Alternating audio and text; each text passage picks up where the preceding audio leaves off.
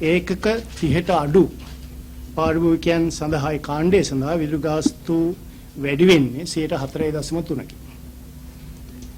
ගාස්තු වැඩි වෙන්නේ මාසික රුපියල් 15යි.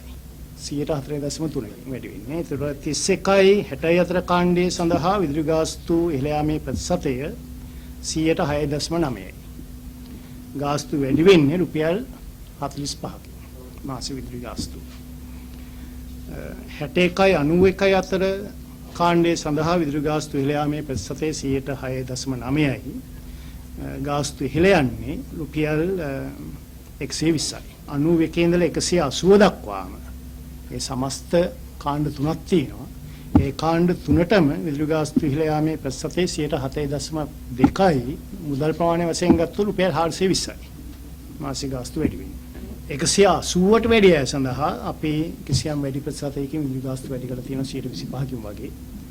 ඒකෙත් හුඟක් දුරට අපි මේ නිගමනය එනකොට කාල පදනම් කරගත්ත ගාස්තුකුත් අපි යෝජනා කරලා තියෙනවා. ඒ කියන්නේ පීක් ටයිම් එක. ඒ කියන්නේ උපරිම ඉල්ලුමක් තියෙන කාලයේ හවස 6 මාන ඉඳලා රෑ 10 මාන 11 වෙනකන් විවිධ කාණ්ඩ සඳහා වැඩි ගාස්තු ප්‍රමාණයකුත් ඩේ ටයිම් එකේ නිසා ඔෆ් පීක් ඒ කියන්නේ ඉල්ලුම අඩු කාල පරිච්ඡේදවලදී විදුලි ගාස්තු අඩු වෙන විදිහට තමයි අපි විදුලි ගාස්තු සම්බන්ධ මේ ෆිගර්ස් වල ඒ කියන්නේ මේ සංඛ්‍යා ලේඛන වලට අපි ලැබුණේ.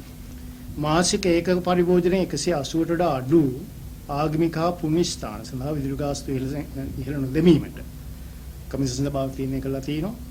ඒ වගේම එමන්සේ මාසික පරිභෝජන 180ට වැඩි ස්ථාන සඳහා පමණක් 9.6ක ගාස්තු ඉහළ නැංවීමක් අපි අනුමැතිය ලබා දීලා තියෙනවා.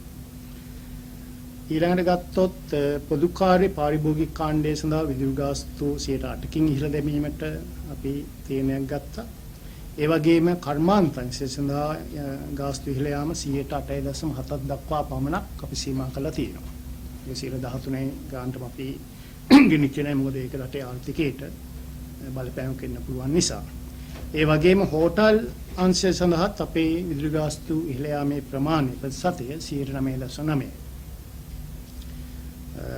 රාජ්‍ය ආයතන සඳහා විදුලි ගාස්තු 14.4කින් ඉහළ දැමීමට අපි අනුමැතිය ලබා දීලා තියෙනවා.